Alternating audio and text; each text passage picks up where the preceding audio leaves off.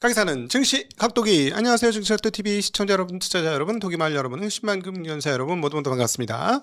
자, 7월 하루를 남겨두고 있는 평일의 마지막 하루를 남겨두고 있는 그 전날 목요일 한국마을을 찾아뵙게 된 각도기가 싼줄입니다. 정말 대단한 변동성의 7월이 가고 있어요. 오늘 끝내주는 변동성이 오늘도 사실은 나올래다가 말았는데 어떻습니까? 여러분 소감 묻고 싶어요. 여러분 생각대로 아침 시초가 나오기 전 생각대로 끝났나요? 자, 그래서 오늘 배우실 교훈은 내 마음을 믿지 말자입니다. 다시 한번 따라해볼까? 내 마음을 믿지 말자. 오늘 아침에 상당히 많은 분들이 또 세 번째 서킷 브레이크 걸린다 라는 게 일반적인 많은 분들의 이야기였어요. 그래서 야, 이제 오늘 뼈도 못 치렀다, 나 죽었다. 실제로 아침에 상당히 많이 빠져서 시작을 했었죠. 그러니까 요거 이제 요 그림은 조금 잘못됐었는데요. 아침 시초가가 5,680에서 시작을 했고, 그 다음에 이제 그 하이닉스 같은 경우는 장 초반에 꽤나 많이 빠졌습니다. 그래가지고 야, 이거 이제 또 다시 무너지는 거야? 막 이런 분위기였었는데 실제로 종가는 어떻게 끝났나요? 아침에 그 공포감에 비하면 굉장히 얌전하게 잘 끝나지 않았습니까? 69포인트. 자, 이제 1% 정도는 우리는 아무 변동성이 아닌 것 같은 느낌? 진짜 재밌죠? 1% 변동했는데, 오늘 변화가 하나도 없구나. 뭐 이런 느낌. 우리 2000포인트 때는요, 1.5%만 오르면, 와, 되게 많이 움직였네? 이게 사람이 참 적응을 잘하는 것 같아요. 막 5%씩 매일 움직이니까 1%가 하나도 안 움직인 것 같다. 그러나 이것도 꽤 움직인 거다. 미국은 2%만 움직이면 되게 많이 움직였다. 이러지 않습니까? 자, 어쨌든 빠지긴 빠졌습니다. 69.68포인트, 1.23%가 빠지면서 5,500대까지 내려왔습니다. 5,593이었고요.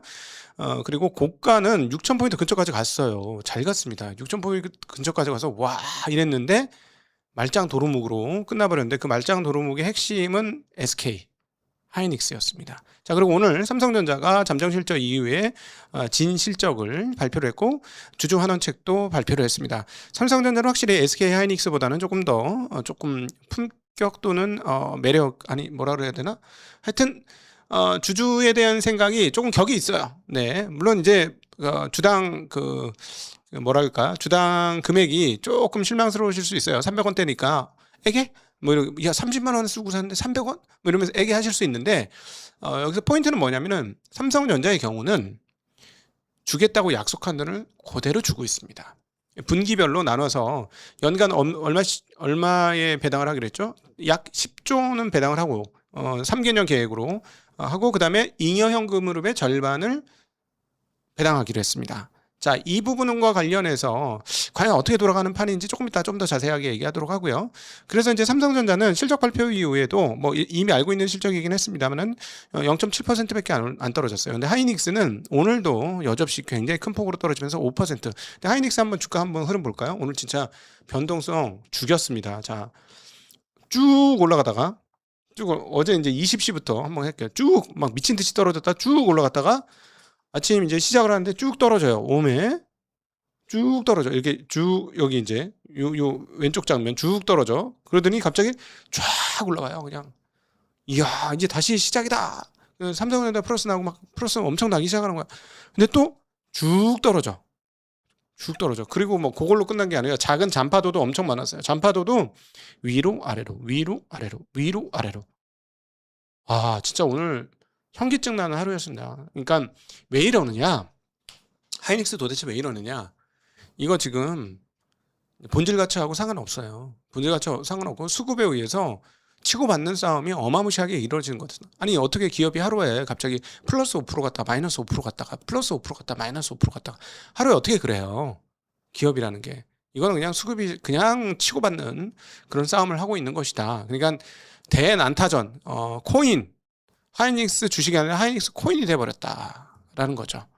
하나 안타까운 것은 배당을 앞으로도 꾸준히 잘 줄 회사라면 저는 개인적으로 변동성이 이렇게까지 크지 않을 것 같습니다.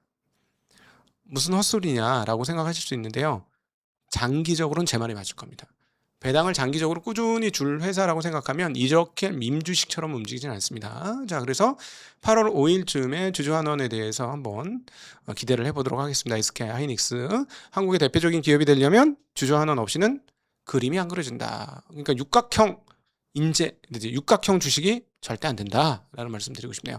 자, 코스닥은 별로 좋지 않아요. 코스닥은 오늘도 추가로 17포인트 2.7% 빠지면서 644를 기록했습니다. 그리고 종가가 저가 부근에서 끝났다는 게 참 모양이 안 좋습니다. 오늘 저점이 642였는데요. 644로 끝났으니까 거의 저점 부근에서 끝났습니다. 장중에 한번 거래소 올라가는 것과 함께 잠깐 올라갔다가 실패했습니다. 자, 금리 어제까지 이틀 연속 빠졌었는데 오늘 미국의 기준금리가 동결되었습니다. 그 틈에 어떻게 됐느냐 보니까 금리가 오르네요. 한국은 다시 10년물이 4.2까지 떨어졌다 4.3%, 그리고 무려 6bp나 금리가 올라서 굉장히 많은 금리 상승이 나타난 하루였다라고 말씀드릴 수 있겠습니다. 업종별 흐름 한번 살펴보도록 하겠습니다. 아주 고리타분한 업종이 잘 올랐어. 화학, 금속, 운송장비, 보험, 부동산, 유통, 제약 뭐 이런 게 올랐고, 오락문화 좀 떨어졌고요. 전기전자는 오늘은 그냥 쏘쏘하게 시장의 하락을 이끌지는 않았습니다만 쏘쏘하게 마무리됐다라고 보시면 될 것 같습니다. 자, 수급 동향 살펴볼게요. 자, 수급이 아주 중요한데 오늘 개인들이 매도했습니다. 개인들이 매도했고 외국인들은 오랜만에 매수 참여했고요. 이제 외국인들이 차익이 많이 줄었기 때문에 예전처럼 아주 공격적으로는 매도 안 할 것 같습니다. 제가 단 미국 시장이 많이 빠지면 연동해서 판다. 그것만 생각하시면 될 것 같아요. 그리고 어제 같은 경우는 외국인들도 얘기를 들어보니까 마진콜을 많이 당했어요. 한국에서. 그러니까 그동안 우리가 이제 수급 전체 수급으로만 하면 외국인들 막 100억 조를 팔았으니까 맨날 파는 것처럼 보였는데 그 중에서는 사로 들어온 애들이 있었는데 걔네들이 어제 너무 주가가 떨어져 갖고 마진콜을 당해서 뱉어냈다. 외국인들 그런 상황이다라고 볼 수 있겠습니다. 자, 그리고 수급 동향에서 지금 상황에서는 제일 중요한 포인트가 뭐냐면 지금에서는 제일 중요한 포인트가 뭘까요? 수급이 중요하기 때문에 기업의 본질 가치, 실적 뭐 이런 것들은 지금 시장에 신경 안 쓰죠. 그러니까 중요한 건 수급인데 수급에서 저는 제일 중요한 게 뭐냐? 지금 신용이라고 생각합니다. 신용. 자, 6월 달에 신용 잔고가 역사적 최고치였어요. 그런데 계속 말씀드렸지만 시가총액 총액 기준으로 보면은 그렇게 많은 거냐라고 말씀을 드렸었는데 아니다. 뭐 시가총액이 7천조 이렇게 되는데 40조 원이면 받아낼 수 있다라는 말씀을 드리다가 너무 이제 과열되니까 이게 나중에 이제 떨어질 때 되면은 약간 영향을 미칠 수도 있습니다. 호가 단위니까요.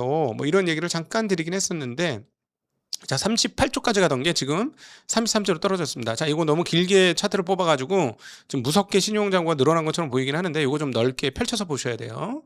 네, 이거는 이제 도표의 약간 왜곡인데 어쨌든 38조 되던 게 33조까지 떨어졌다는 게 핵심입니다. 많이 떨어졌어요.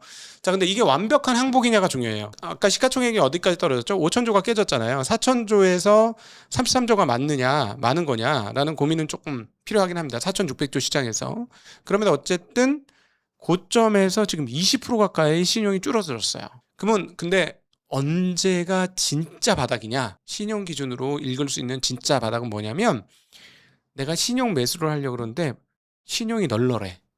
증권사 기준으로. 그게 바닥입니다. 이번 하락의 바닥은 신용하려고 했더니 신용이 잘 잡혀. 6월 달에 어땠습니까? 신용 쓰려고 해도 신용이 아예 없었어요. 신용이 나오질 않아. 근데 신용이 잘 나와. 그러면 신용을 쓰는 사람이 없기 때문에 여유분이 생긴 거거든요. 그러면 그게 저는 수급적으로는 저점이라고 생각합니다. 예전에 뭐 2,000포인트 막 이럴 때는 그때도 신용은 많이 썼거든, 사람들은. 그때는 신용 쓰려면 마음대로 들어갔어요, 신용이. 시장이 후질 때는요. 신용을 쓰고 싶은 대로 공여를 합니다. 왜냐하면 증권사들이 신용 줄 수 있는 자본금 대비 여력이 상당히 높기 때문에 그렇죠. 왜냐하면 많은 사람 빌리지 않았기 때문에. 그래서 지금 그 현장에서 야 이제 끝난 것 같아라는 걸 어떻게 아실 수 있느냐? 신용 공간이 있는지 여부. 그걸 확인하시면 될 것 같습니다. 자, 그리고 요것과 비슷하게 골드만삭스에서 한국의 레버리지 ETF가 완전히 붕괴됐다라는 소식과 함께 익스포저의 70%가 감소했다라는 이야기를 내고 있으면 참 사실상 굉장히 끔찍한 얘기인데요. 자, 60빌리언 가까이 되는 50빌리언이 넘었던 게 지금 20빌리언으로 떨어졌어요. 금액적으로는 약 한 530억 달러에서 현재 160억 달러까지 무려 70% 감소했다. 라는 것이죠. 레버리지 ETF가 상당 부분 정리된 것 같다. 이렇게 얘기를 하고 있습니다. 그런데 한 가지 유의할 점이 있습니다. 레버리지라는 게 그냥 나 레버리지 ETF 할래요 하고 하는 게 아니라, 현금 박아서 레버리지 ETF 했던 게 아니라 주식 대용이라는 게 있잖아요. 어떻게 하는 줄 아세요? 주식 담보 대출이 나오잖아요. 그러니까 일단 삼성전자 하이닉스를 산 걸 가지고 그걸 담보로 대출을 받아. 그 현금을 증거금으로 잡고 레버리지 ETF를 사. 이렇게 되는 거죠. 예전에는 레버리지 ETF 없을 때는 신용으로만 하면, 신용으로 산 주식이 빠지면 바로 마진콜이 나오기 때문에 그게 이제 바로 그 좀 즉각적으로 뭔가 읽어낼 수 있었던 흐름이 있었는데, 이번에는 한번 쿠션을 친 거예요. 삼성전자를 가지고 있었다가 그걸 담보로 대출을 받아서 레버리지 ETF를 샀으니, 레버리지가 크게 깨지면 어떻게 되냐면 파급이 바로바로 옵니다. 세게. 삼성 본주도 팔아야 되는 상황이 오는 거죠. 두 군데에서 나오는 거예요. 수급적으로 삼성전자 하이닉스 레버리지 거기서 차입을 해가지고 그걸로 대출 받아갖고 레버리를 사니까 레버리 깨지니까 여기까지 갚아야 되는 게 하나가 있고, 그러니까 수급적으로도 문제고, 레버리지 ETF가 주가 가격이 빠지니까 관련된 파생이 또 물건을 파는 쪽이 있어요. 공급 측에서 파는 게 있죠. 그러니까 양방으로 지금 터진 그런 분위기도 있다라는 거 기억하시면 좋을 것 같습니다.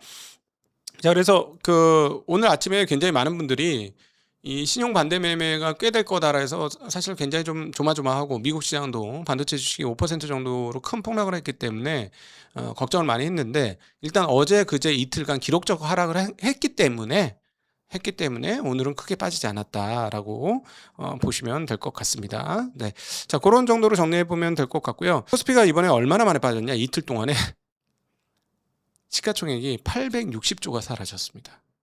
그리고 지금 한 달 반 좀 안 됐죠? 6월 중순쯤에 고점 맞았잖아요. 그때 제가 드디어 시가총액이 8,000조가 되었습니다 라고 말씀드렸어요.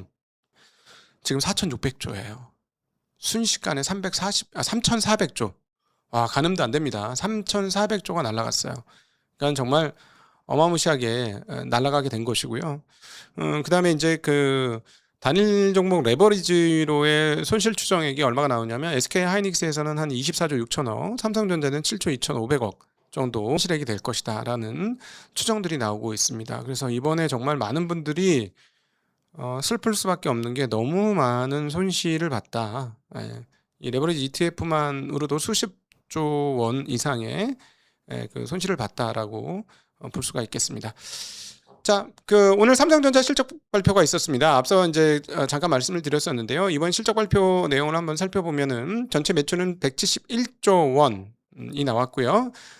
전년 동기 대비 130%, 그러니까 2.3배 배수로 따지면, 그러니까 130% 증가한 매출을 보여주었고요. 영업이익은 89조 5천억, 우리 이미 알고 있죠. 89조 5천억인데 전기 대비 56% 증가하고요. 전년 동기 대비는 무려 1800%, 18배 증가를 했습니다. 영업이익률은 52.2%를 기록했고요. 분기의 EPS는 1849원을 기록을 했습니다. 굉장히 높은 거죠. 10,000원 벌었으니까 4개 분기 똑같이 벌면 4만 원을 버는데, 현재 주가는 20만 원이니까 5배다. 이렇게 계산 나오는 거예요. 그렇게 보시면 되겠습니다. 물론 이익이 더 증가한다면 현재 주가는 더 저렴하게 느껴지는 상황이 오는 것이죠. 근데 이제 내용을 따져보면 이 89조 5천억 중에 89조 2천억이 반도체에서 나온 겁니다. 거의 99% 반도체에서 돈을 벌었다. 그럼 어떻게 되느냐? 휴대폰은 적자예요. 적자일 수밖에 없었죠. 적자고, 디스플레이는 0.7조 원, 7천억, 영업이익률 9%. 그러니까 지금 삼성전자는 반도체는 너무 좋은데 다른 부분이 과거에 비해서는 상당히 좀 부진합니다. 휴대폰 사업 부분은 어쩔 수 없죠. 왜냐하면 D램을 비싸게 사야 되니까 거기에서 손실이 좀 날 수밖에 없는데, 디스플레이 부분이 이렇게 쪼그라들었다는 거는 조금 아쉬운 것 같긴 하고요. 그리고 또 하나는 뭐냐면, 반도체 사이즈가 너무 커서 7천억이 더 작게 느껴지는 것도, 그런 좀 약간 착시 현상도 좀 있는 것 같습니다. 네, 그리고 이번에 주당 2분기 배당을 374원 해주기로 했습니다. 374원 하기로 했는데요. 연간 배당 총액을 약 10조 원에 맞추고 있습니다. 이번에 9조 8천억 원을 유지하고 있는데, 분기 배당 규모는 그렇기 때문에 그거 4분의 1인 2조 4,500억입니다. 그러니까 이거를 원래 계획대로 꾸준히 분기 배당을 하고 있는 것이고요. 약속한 대로 충실하게 이행하겠다라고 이야기를 했습니다. 그리고 얘네의 그 배당 정책을 보면 24년부터 3개년간 잉여 현금 흐름의 50%를 배당과 자사주 소각 등 주주가치 제고를 위해서 활용하겠다라고 천명을 했습니다. 근데 이게 함정이 생겼죠? 뭐냐면 이렇게 돈을 많이 벌 줄은 몰랐어요. 그래서 이번에 삼성전자한테 진짜 중요한 것, 그리고 세계적으로 어떻게 인정을 받느냐, 주주가치 환원을 어느 정도 할 거냐, 이렇게 돈을 많이 벌었는데 모 회사처럼 입을 닦았는지 안 닦았는지 모르게 할 거냐, 아니면 약속된 대로 다 할 거냐, 굉장히 중요한 포인트가 되겠습니다. 자, 그런데 제가 보니까 프리캐시 플로우를 줄이는 거를 한번 할 것 같습니다. 왜냐하면 너무 많아요. 왜냐하면 올해 그 증권사들이 예상하는 프리캐시 플로우가 얼마냐면 200조 원. 200조 원의 돈이 잉여 현금으로 남는다는 거예요. 나한테 떨어지는 잉여 현금이. 그럼 그중에 100조를 해야 되잖아요. 자, 그러면 지금 분기 374원 했는데 그게 2조 4,500원, 2조 4,500억 해가지고 374원 했잖아요. 근데 100조를 하면 이게 얼마가 될까요? 예? 지금 1년에 배당을 한 1,500원 정도 즈음 하는데 그거보다 10배를 더 하는 거예요. 그럼 주당 15,000원 해야 되는 거예요. 15,000원. 100조를 시중에 뿌리는 겁니다. 이거 우리나라 국가 예산의 8분의 1입니다, 여러분. 배당으로 8분의 1, 국가 예산의 800분의 1이 나오게 생겼어요. 어마무시한 거지 않습니까? 그렇죠? 100주만 갖고 있으면 150만 원 받으시는 거예요. 1000주 갖고 있으면 1,500만 원 받으시는 거죠. 만약에 프리캐시 플로우를 전부 다 배당을 하게 된다면 말이죠. 그러니까 제가 보기에는 그 정도는 알 것 같아요. 그래서 첫 번째, 로봇을 사겠다고 지난번에 그 노태문 사장님께서 얘기를 하셨기 때문에 저는 1번, 그냥 제 추측입니다. 1번 로봇 업체 하나 인수에 한번 500원 걸겠습니다. 네, 그럴 것 같고요. 그 다음에 이번에 주가가 안 떨어졌으면 모르겠는데 주가가 많이 떨어져가지고 자사주 소각을 꽤 많이 할 것 같아요. 자사주 소각을. 그러면 자사주 소각을 많이 하면 이건 무슨 말이냐? 어떻게 연결지어서 생각하셔야 되냐면, 주당 가치가 좀 올라오는구나. 이것도 생각하셔야 됩니다. 그러니까 제가 이제 그 PBR, 포워드 PBR 계산해주면서 계산해드리면서 26년도 기준으로는 10만 5천 원쯤 되고 27년 기준으로는 15만 원에서 16만 원쯤 됩니다. 라는 그 주당 그 순자산 가치 PBR을 계산을 해드렸는데, 만약에 자사 소각을 하면은 26년도에 10만 5천 원이 아니라 그거보다 더 많이 올라갈 수도 있어요. 예, 그래서 그것도 기억을 하시면 좋을 것 같은데, 어찌되었거나 저는 개인적으로 뭐 100조를 다 배당하는 거는 조금 좀 그러니 일정 부분은 M&A 사용해서 프리캐시 플로우 잉여 현금을 줄이고, 그리고 일부는 자사 소각에서 좀 그 대신 그 주주 환원을 그걸로 좀 하고, 또 일부는 배당을 하고 현금 배당을 하고, 그러는 게 좋은 방법이 아닐까 하는 생각이 듭니다. 어쨌든 삼성전자는 이번에 그 컨콜에서 현재 이사회와 경영진은 올해 특별 배당을 포함한 주주환원 정책의 구체적인 실행 방안을 적극적으로 논의하고 있다라고 얘기하면서 차기 주주환원 정책에 대해서도 심도 있는 논의를 진행 중이고, 현행 3개년 주주환원 정책은 약속대로 이행할 계획이다라고 했습니다. 약속대로 이행하겠다고 했으니까 100조가요. 100조. 100조를 어떻게 할 거냐. 그래서 제가 지금 여러 가지 말씀을 드린 겁니다. 어쨌든 경쟁업체에 비해서는 훨씬 깔끔하고 좋네요. 네, 연내하겠다고 했었는데 여기는 그냥 바로 얘기했네요. 컨콜에서. 이게 맞는 거죠. 이게 맞는 겁니다. 자, 이게 주주의 권리입니다. 자꾸 이런 말씀을 왜 굳이 드리냐? 당연히 알아야 될 권리이기 때문에 말씀드리는 겁니다. 그거를 우리가 이런 얘기를 하고 우리가 이게 컨센서스가 형성돼야 기업들도 당연한 걸 왜 안 해? 우리가 이렇게 한마디 해줘야 이렇게 되는 거죠. 주주의 수준이 높아져야 돼요. 아니, 당연한 걸 왜 안 해요? 이상하네? 상식적이지 않은데요? 이걸 우리의 상식으로 빨리 가져야 상식적이지 않으신 것 같아요. 옆에 있는 회사는 하는데 왜 여긴 안 하죠? 그러면 위축됩니다. 네, 이걸 상식으로 만들자는 거예요. 이걸. 당연한 거 아니야. 그치? 진짜 당연해. 그리고 이거는 대단한 일 아닙니다. 네, 여하튼 그렇습니다. 그 다음에 이제 그 미국의 초당파 상원 의원들이 애플에게 대해서 중국산 메모리 반도체 구매 중단을 요청하고 나섰다는 소식입니다. 이거는 한국에 있어서는 상당히 괜찮은 뉴스죠. 지금 메모리 공급난이 심화되어서 애플이 이제 기존 메모리, 여기선 대표적으로 마이크론 테크놀로지가 되겠죠. 거기에서 D램과 낸드 플래시를 사다 썼는데, 그리고 뭐 하이닉스하고도 그랬겠죠. 근데 이걸 CXMT, YMTC로 바꾸겠다. 그래서 가격을 낮추겠다라는 이야기를 한 상태에서 미국의 상원 의원이 그렇게 하지 말라라고 얘기하면서 행정부에 대해서도 조금 그 우려 사항들을 지금 전달하고 있는 것 같습니다. 그래서 요거는 한국에는 상당히 유리한 좋은 뉴스고요. 마이크론이 열일해야 되는 그런 상황이 아닌가 싶습니다. 자, 지금 그 미국이 대출 금리를 했잖아요. 금리를 동결했지 않습니까? 그래서 아까도 원화 환율 잠깐 한번 살펴볼 필요가 있을 것 같은데요. 한국은 최근에 계속 금리를 올렸고 추가로 금리를 올리겠다라고 밝혀가지고 현재 시점 얼마까지 지금 환율이 떨어졌냐면 1439원까지 떨어졌습니다. 와우, 엄청나죠? 엄청난 속도입니다. 지금 이게 단기 흐름이 이렇고요. 아닙니다. 이게 그 단기 흐름이 아닌가? 맞나? 이거 1일짜리 흐름입니다. 그러니까 폭포수처럼 떨어졌습니다. 그렇죠? 지금 전 세계 통화 중에 가장 강세를 보이는 게 원화인데 왜 그러느냐? 미국도 동결을 치고 있는데 한국은 어떻다? 이번 달에 금리 올렸고 다음 달에도 금리 올릴 가능성이 있다라는 거죠. 신현성 총재도 지난번 29일 날 어제 재정경제위원회에 가서 금리 인상 기조를 이어갈 필요가 있다라고 설명하면서 이번에 0.25% 금리를 올렸고 그리고 시장에서도 앞으로 한 번 또는 올해 안에 한 번 더 또는 두 번 더까지 얘기 안 하고 있습니다.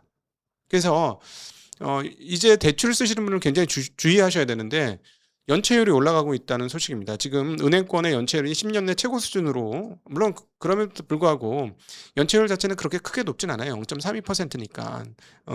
그럼에도 불구하고 이게 10년 내 최고치인데요. 조심하셔야 됩니다. 이거 진짜 언제까지 얘기해야 될지 모르겠지만 조심하셔야 됩니다.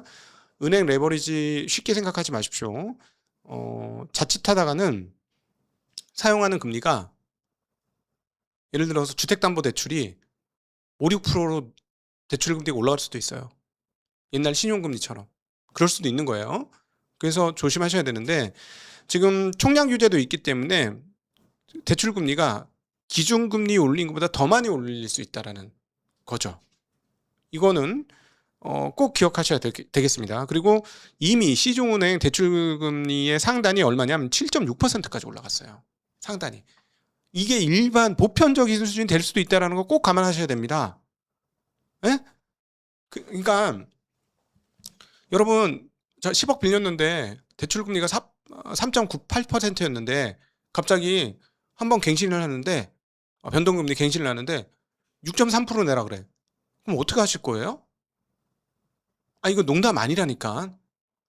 진짜로 내년 이맘때쯤이면 갑자기 야, 너 대출금리 얼마 쓰니? 나 작년에 3.8% 쓰다가 지금 7%야. 나 미칠 것 같아. 죽을 것 같아. 이렇게 될 수 있어요. 예, 그래서 이거 지금 금리 올리는 건 방향성이 확실하고 그게 증거가 지금 환율입니다. 계속 말씀드렸죠? 예, 저희 딱 3일째부터 얘기 드렸어요. 환율이 방향성이 이상한데 좀 지켜봐야 되겠습니다. 3일째 되는 날입니다. 요거 방향성이 계속 원화 강세로 갈 수 있어요 라고 말씀드렸어요. 딱 3일째 그거 말씀드렸던 기억이 나는데 이제는 확연한 거죠. 이거는 금리 때문에 그렇습니다. 외국인들이 저렇게 팔아제껴도 어제 막 몇 조씩 팔아제껴도 이렇게 원화가 강세인 이유는 바로 기준금리 인상 기조 때문에 그렇습니다. 그리고 신영송 총재가 매파예요. 보니까. 그래서 이 부분은 정말 누누이 지금 말씀드리지만 조심하시라라는 말씀 드리고 싶습니다. 저 이렇게 조심하라고 세게 말은 한 아이템이 거의 없다는 거 기억하시죠? 저 이렇게까지 세게 얘기 안 합니다. 근데 굉장히 세게 얘기했으니까 잘 기억하시면 좋을 것 같습니다. 자, 오늘 참 이번 한 주 아직 하루 더 남았네. 와, 목요일인데 한 주 다 지난 것 같아. 지쳐가지고. 너무너무 힘든데 고생 많으시고요. 자, 내일은 한번 반등을 기대해 보겠습니다. 미국에서 금리 상황에 대해서 어떻게 반응할지 좀 보긴 해야 되겠는데 빨리 수습됐으면 좋겠다라는 말씀 드려보겠습니다. 오늘도 함께 해주셔서 진심으로 감사합니다. 행복한 하루 되십시오. 안녕.